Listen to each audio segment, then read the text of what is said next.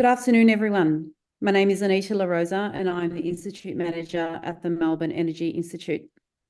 Before we begin, I'd like to acknowledge that today we are gathered on the lands of the Wurundjeri, Woi Wurrung and Boon Wurrung people, who have been custodians of this land for thousands of years, and we acknowledge and pay respects to their elders, past and present.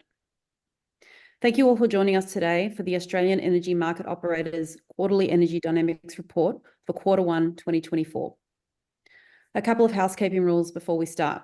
All questions must be submitted through the Q&A option on the menu, as the chat function has been disabled. We'll have some time for questions during the session and at the end as well, and we'll endeavour to get through as many questions as possible. Now to introduce our speaker for today. Please welcome Mr. Kevin Lai, Group Manager, Reform Development and Insights at the Australian Energy Market Operator. His role covers many aspects of energy markets, including market design, policy and regulation, working with the Energy Security Board and the Australian Energy Market Commission, as well as the Australian Energy Regulator on market reform. Kevin is also responsible for the development and publication of the Quarterly Energy Dynamics Report. Today's moderator is Dr. Slayman, Senior Research Fellow, Integrated Energy Systems from the Department of Electrical and Electronic Engineering at the University of Melbourne. Thanks again for joining us, and now over to Kevin. Thank you. Can you hear me? Yep, we can. Thank you. We published the QED for Q1 on the 23rd of April. And yeah, it's a pleasure to go through some of the observations today with you. So can you go to the next slide, please? I'd like to acknowledge the traditional owners of country throughout Australia, and I recognise their continuing connection to land, waters and culture. We pay respect to the elders past and present. Next slide, please.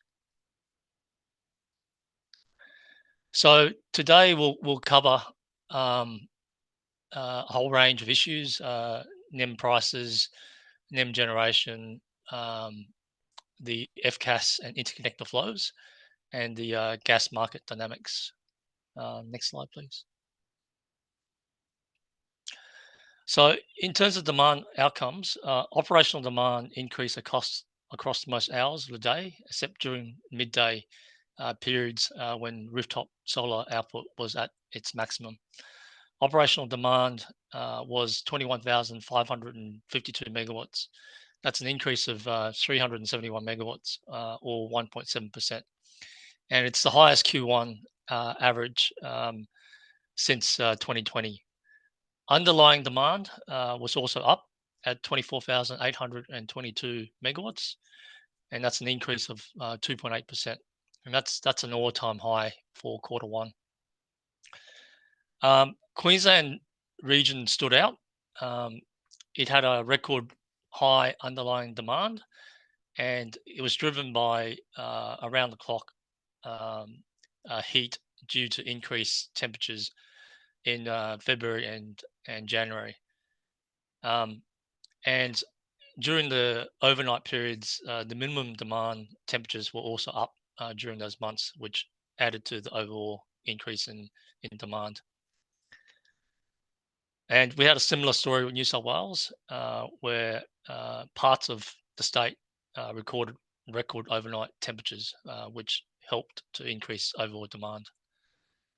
Thank you. Next slide, please. In terms of distributed PV output, the distributed PV contributed to an increase in operational demand due to lower PV output growth in Queensland and New South Wales relative to last year. And this was mainly due to solar irradiance in regions partially offsetting the continual growth in distributed PV capacity. However, Victoria and Tasmania led the way in year-on-year growth in distributed PV output, with a very dry, i.e. less clouds, contributing to the increase in PV in those two states.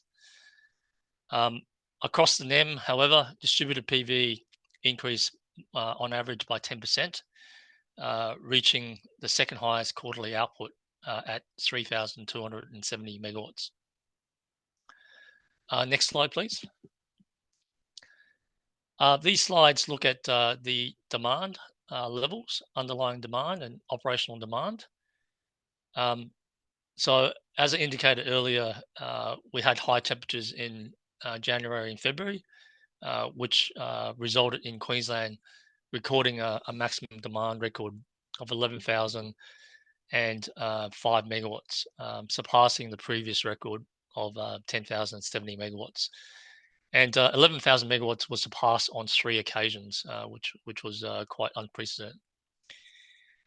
Conversely, in the NEM, we had minimum demand record set in New South Wales, Victoria, and South Australia. And you can see that you got maximum demand on one hand, and then you have minimum demand on the other hand. So you had a huge range. So intraday swing or range was quite large, and that just increases the operational complexity of trying to operate the national electricity market. Next slide, please. This slide looks at wholesale electricity prices.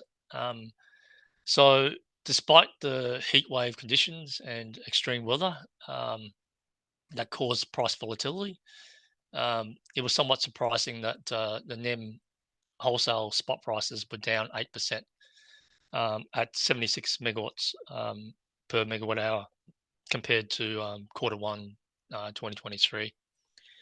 The quarter did characterize increases in volatility. So prices above $300 contributed $17 per megawatt hour, or 23% of the average price for the quarter. So by region, Queensland was the only region where spot prices increased relative to Q1.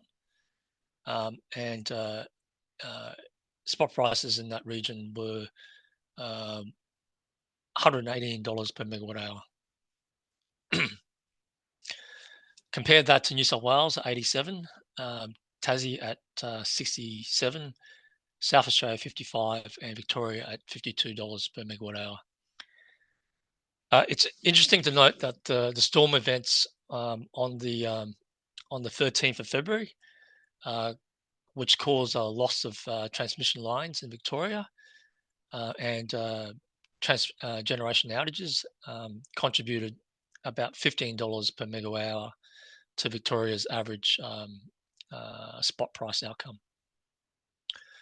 Next slide, please. So these slides look at the regional pricing dynamics. So what you notice is that there's price separation between the northern and southern regions. Continued this quarter, i.e. New South Wales, Queensland diverges in price from SA and South Australia. So between 9 and 3 o'clock in the afternoon, Queensland and New South Wales prices average $52, whereas Victoria and South Australia average negative $22 per megawatt hour. The quarter also saw a merging price gap, as I mentioned, between Queensland and New South Wales, particularly during the evening peak hours, with strong demand in Queensland and some transmission constraints on the Queensland-New South Wales interconnector, which limits the flow from New South Wales to Queensland. The chart on the right looks at the cumulative cap returns, i.e. prices above $300 per megawatt hour. And Queensland, New South Wales and South Australia experienced several events contributing significantly to cap returns throughout the quarter. And that was driven by high demand. In contrast, storm events in Victoria meant that on the 13th of February, 80% of Victoria's volatility was contributed to that event on the 13th of February. Next slide, please. This slide looks at the pricing dynamics across the NEM. And what you notice is that there's increases in black coal, batteries, grid scale solar, setting the price, and reductions in gas and hydro. Most generation types did set prices at lower average prices. For example, coal at $71 per megawatt hour compared to $89 per megawatt hour when you compare it to Q1 in 2023. And there's a number of factors for that. The international prices for LNG and export coal have decreased relative to a year ago. For instance, the Newcastle export coal price averaged $193 per tonne, compared with $368 per tonne in Q1 2023. So, and also contributing to the lower prices, grid scale solar and wind offered an additional 500 megawatts of capacity below $0 per megawatt hour this quarter, compared to the year-on-year Q1 from previous year. New South Wales coal generation offered 780 megawatts below $100 per megawatt hour this quarter. But conversely, Queensland black coal generation offered slightly less megawatts below $100 compared to the previous quarter. Next slide, please. This slide looks at the generation change year on year. So what you notice is that output from all generation sources other than gas-fired and hydros increase to meet the growth in underlying demand that quarter. Renewables led the increase in output. Renewables overall share of total NEM supply was 39%, and that's up from 37.4% in the previous quarter for 2023. There were also increases in grid scale solar and distributed PV, and wind and coal generation increase the output outside of hours, outside of the daytime hours. Battery generation, you can see from that right side graph, increased output in the afternoon peak, which is really important. And its average generation in the afternoon peak was at 53 megawatts, an increase of 134%, which is very large. Next slide, please.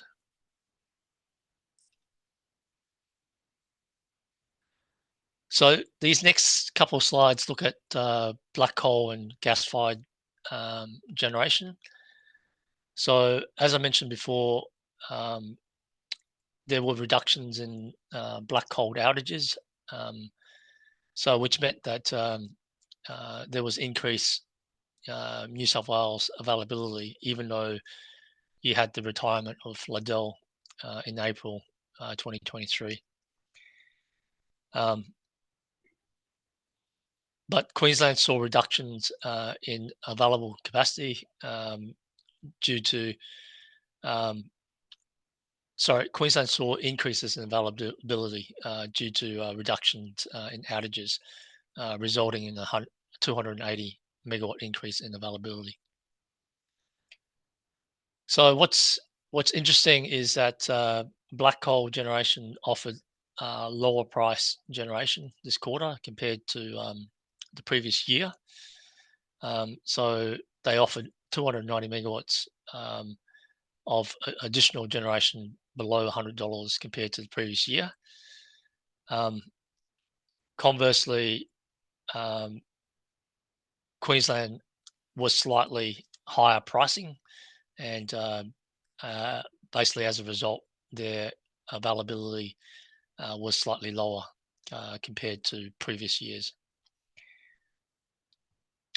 In terms of gas-fired generation, it was the lowest generation quarter, and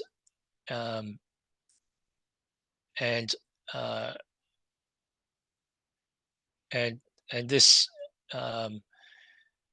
Tullawalla B commenced operation during the quarter also.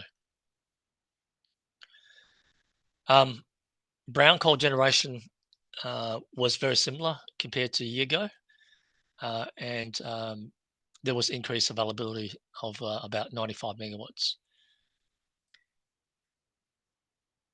If we go to the next slide, please.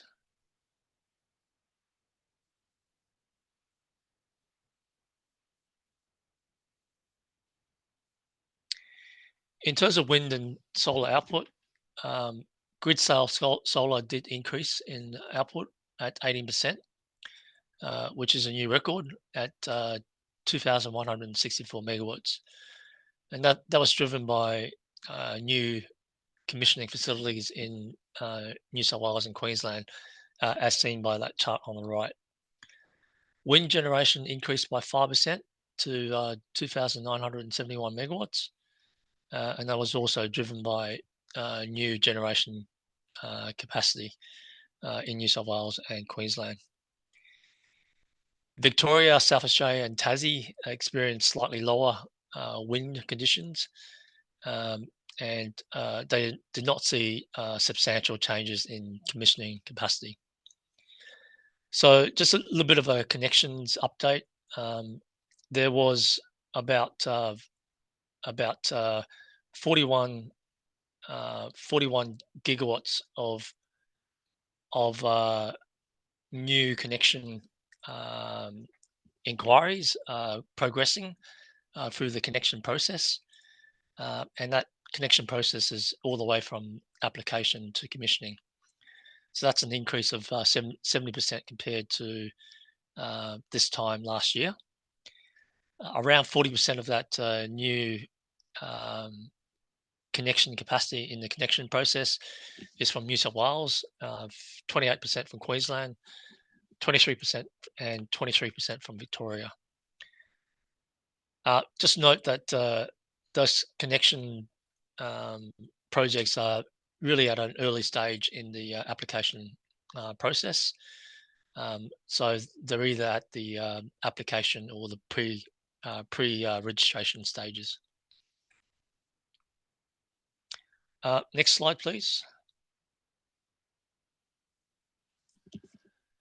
In terms of renewable output, renewable instantaneous penetration, as seen by the graph on the right, increased to 69.9%, and that's a new record for Q1. The average renewable contribution supplying daily maximum operational demand reached 27.7%, and that's understandable due to lower penetration of solar output during the evening peak hours. Next slide, please. So, Slayman, it's Q&A time. Yep, yeah, we do have a question. Glenn is asking about hedges. So Glenn is asking, he's saying the terawatt hour of hedges that effectively replaces spot prices each year is far in excess of the NEM terawatt hour per year. So is AEMO able to comment on how much difference there is between the annual spot prices, the annual spot price average to the actual trade price average? Yeah, sure. Yeah, he is correct. The financial markets, the OTC and the futures markets they trade at multiples of volume over the physical spot markets. I think that multiple is 4 or 5 times. And that's because people trade in and out of positions to manage the overall risks. There is a correlation between the futures prices and the spot prices, but you can appreciate that they are totally different markets. One is locking in future prices, and the other one is the spot markets is a mandatory mechanism to have retailers and generators match their supply and demand and determine a spot reference price, which is then used to settle the OTC and the futures prices. So there is a correlation, as I mentioned. For instance, a generator that has sold a futures contract, they're more inclined to want to defend the futures volume, because you can imagine that if they're not generating when the spot price is really high, then they have exposure to a volume for the futures sold contract.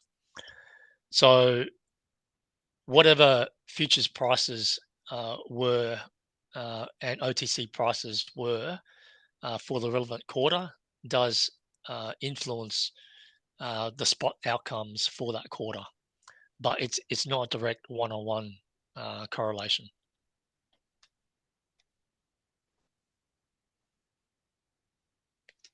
Thanks, Kevin. We have another question. The question says, it's about increased distributed PV output in Victoria and Tasmania, but not overall. So it's a comment on the increase in distributed PV output in Victoria and Tasmania, but not overall solar output. So is this suggesting no growth in utility scale PV in Victoria and Tasmania?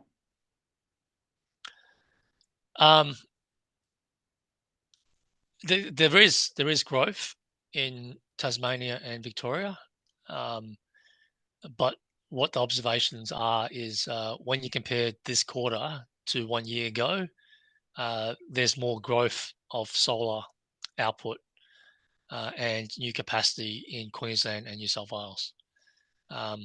So yes, there is growth, but compared to Q1 2023, the growth is a bit slower in Victoria and Tasmania.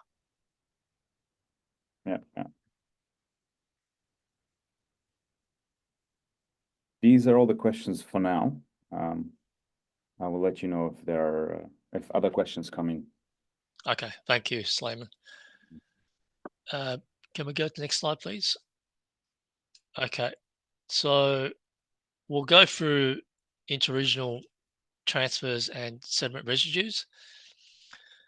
So interregional transfers overall were similar to a year ago. Apart from New South Wales and Queensland, which saw a reversal in flow from 340 megawatts southwards to 27 megawatts northwards due to increased Queensland underlying demand and lower New South Wales black coal offers relative to the Queensland black coal offers. On the right of the chart, you can see a divergence in flows. So QNI export limit bound quite a lot, and this constraint causes price divergence between New South Wales and Queensland, because the cheaper New South Wales generation can't get its full output into the Queensland regional reference node, and that causes price separation between New South Wales and Queensland. And this constraint is primarily around the Bayswater-Liddell transmission lines. So what we're finding is those lines are constraining more often, and that's partly due to the Liddell generation retirement. Now you have more generation from Bayswater power station flowing through the Bayswater-Liddell transmission lines and causing transmission constraints. Similarly, the Victoria-New South Wales interconnector export limit also bound, and that continues to bind quite heavily during the daylight hours due to network constraints in the southwest New South Wales region. Next slide, please. The next couple of graphs looks at FCAS prices and revenue. So the chart on the left shows the overall decrease in FCAS costs at 29 million compared to, which is down $9 million compared to a year ago. SA region was the only region where there was an increase in FCAS costs, and that's primarily due to lower contingency costs due to the events on the 13th of February. The raise 1 second service contributed to the highest costs at 47% of total costs.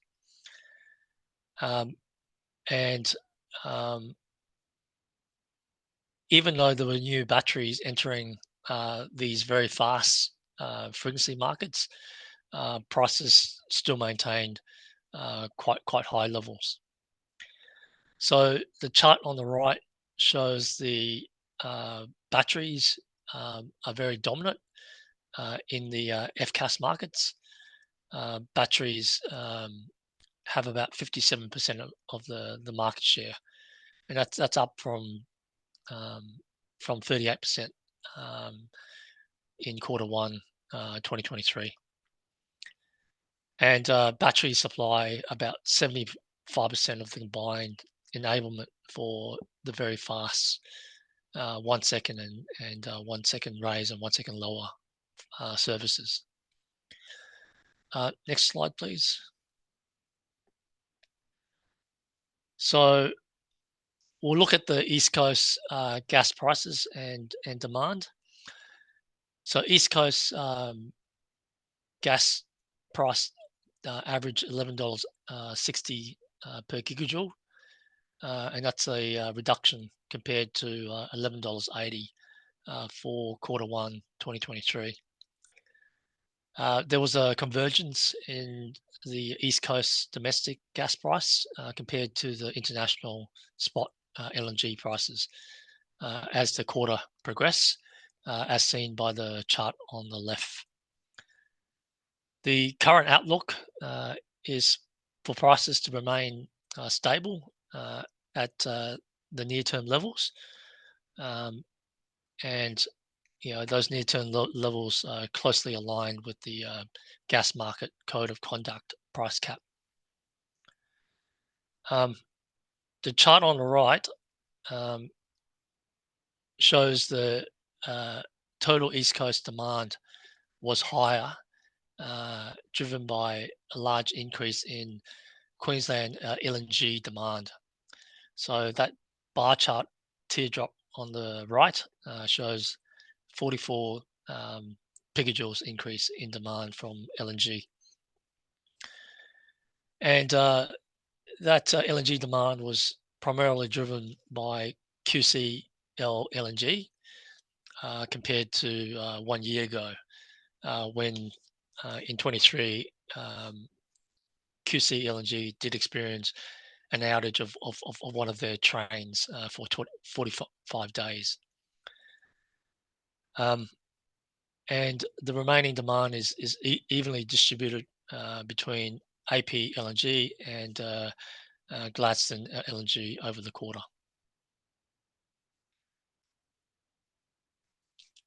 There were slightly lower demands in the AEMO markets and gas power generation compared to 1 year ago. So we'll go to the Victorian exports slide, and Victorian exports continue to decline as Queensland supply increases to meet the difference. So we had a record low in Q4, and Queensland gas exports, Victorian gas exports continue to decline, with Q1 being the second lowest since the Gas Bulletin Board began reporting data in 2008. This decrease is due to reduce Longford production, as well as increase Moomba production and increase Queensland production. Now, the chart on the right shows the event on the 5th of March, where we had the Queensland gas pipeline had an incident between the Rolleston compressor station and the Babar site. This led to a supply interruption, which required AEMO to determine that the event was a risk or threat to the adequacy or reliability of supply within the East Coast gas system. So over the weeks preceding the 5th of March this year, the Queensland gas pipeline was under AEMO supply direction. And you can see from the graph that Gladstone customers were impacted relative to their normal consumption. Please note that AEMO will be publishing a preliminary report on the incident very soon.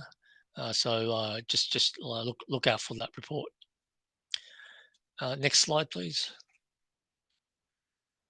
So in terms of Longford aggregate output and production continues to decline. So AEMO sources its data from the Gas Bulletin Board, and since the Gas Bulletin Board was available in July 2008, it's the lowest Longford Q1 production, a reduction of 35 picajoules. So note that Longford capacity for Q1 was 55 picajoules, but production was lower. And the chart on the right shows the maximum daily capacity was also lower compared to previous years. Now, I just note that the Longford and the Bass Strait gas fields have been supplying Victoria with gas since 1969. And it's been known that these gas fields are likely to be depleting by early 2020s. So it's not surprising that we're seeing this type of reduction in overall production for Longford. The GSU does discuss a range of potential solutions to address the declining Longford production, and these solutions centre around the LNG import terminals. But please note that none of the terminals are considered committed or anticipated. Next slide, please.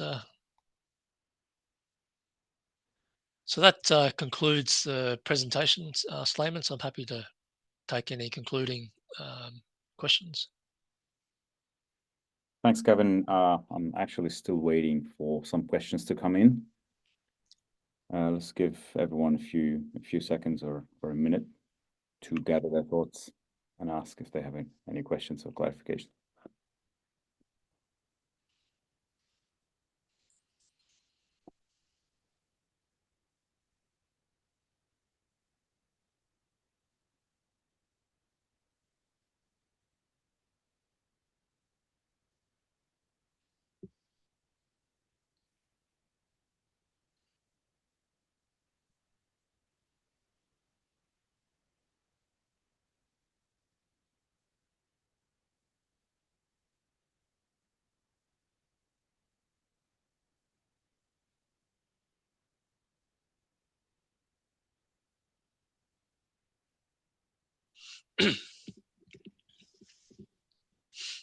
We do have a question. The question David asked is, any comment on the reason for the divergence of gas price from the ACCC benchmark? Yeah, look, the benchmark is looking at the netback price. So if you look at, I think they use Japan, like what is LNG in Japan, and then if you take out the transportation costs for shipment from Australia, that determines the netback price. It's only a reference, and the domestic price, yes, is influenced by what happens internationally, but also the LNG gas fields. Those fields can overproduce relative to the liquefying LNG capacity. So that overproduction has to go somewhere, and it goes into the domestic market and is priced accordingly. So that imbalance between what the supply sources are domestically means that you do get a divergence between the domestic price and the LNG international netback price.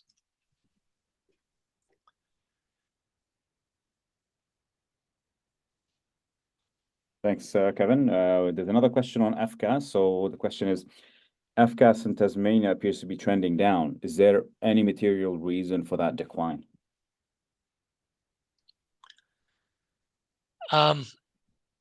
Yeah, look, it's probably a combination of dynamics around utility scale batteries in Tassie, and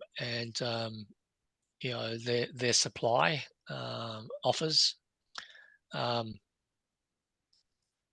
Hard to pinpoint exactly why there is that trend, but it's just a pricing dynamic between what someone's willing to offer and what the regional requirements are for that state. Thanks, Kevin. Two more questions. Tom is asking, should Victoria now switch to developing its extensive onshore biogenic gas reserves located in Gippsland rather than pursue imported gas?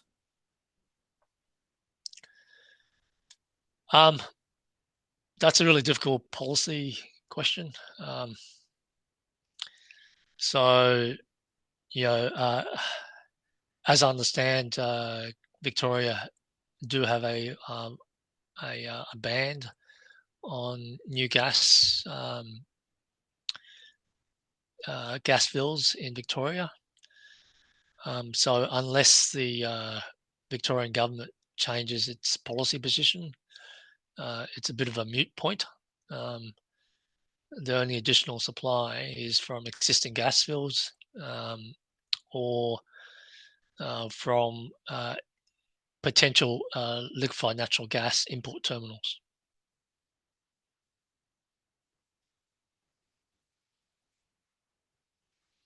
Yep, thanks, Kevin, again. We have another question. Is any trend of price elasticity visible? How does price affect demand? In parentheses, electricity or gas? So both. Yeah, it's a good question. Electricity is notoriously inelastic. Having said that, there are price responsive loads,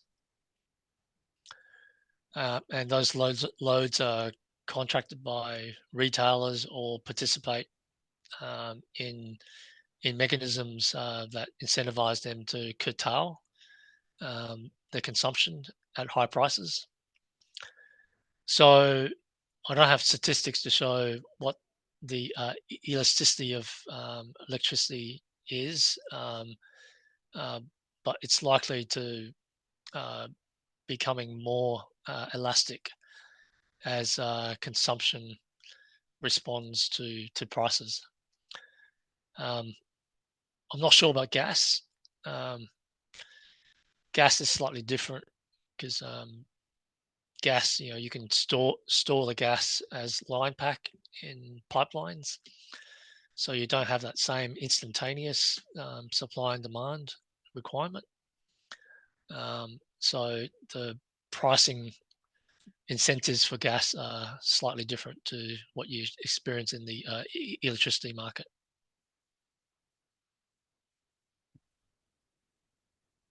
The final question we have up until now is the future gas strategy launched today has the environment movement outraged. Should they be?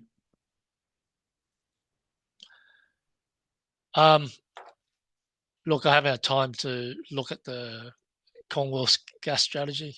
I know that it's a topic that can cause strong feelings. So yeah, it's no comment from me. I'd like to read the report in its totality before commenting. Yeah, fair enough. Thanks, Kevin.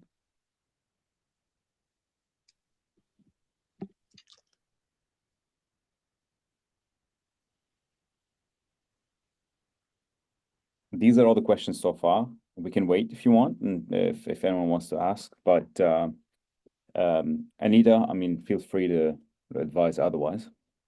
Sure. Look, if there's no further questions, and if you're happy, Kevin, we can close the webinar. Yeah, I'm happy to close the webinar. Okay, thank you, wonderful. Slayman, and thank you, Anita. You're welcome. Thank you again, and thanks everyone for joining us. Okay, see you later. Yeah, guys.